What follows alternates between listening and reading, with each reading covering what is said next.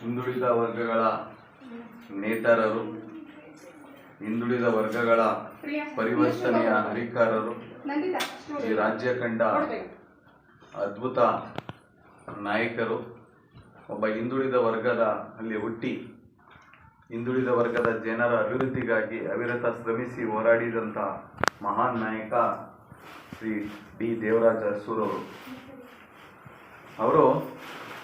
ಅವರ ಒಂದು 109ನೇ ಜನ್ಮ ದಿನಾಚರಣೆಯನ್ನು ಇಂದು ರಾಜ್ಯಾದ್ಯಂತ ಸಂಭ್ರಮ ಸಡಗರದಿಂದ ಇವತ್ತು ಆಚರಿಸ್ತಾ ಇದ್ದೀವಿ.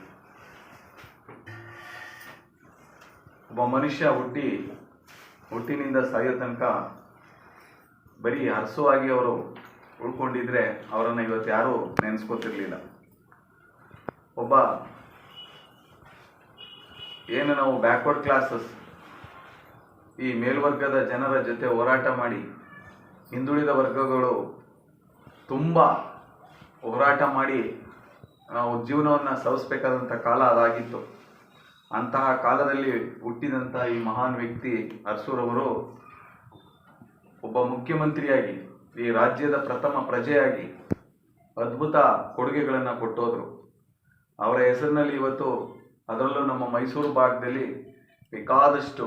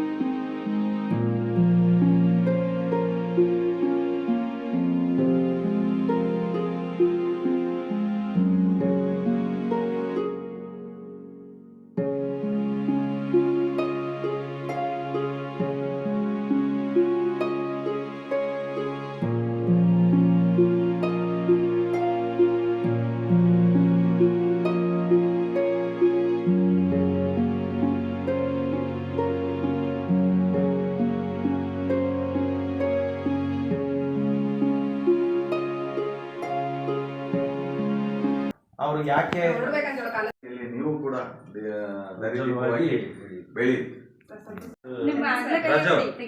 ಮಗಳು ಕೊಟ್ಬಿಟ್ಟು ಈ ಕಡೆ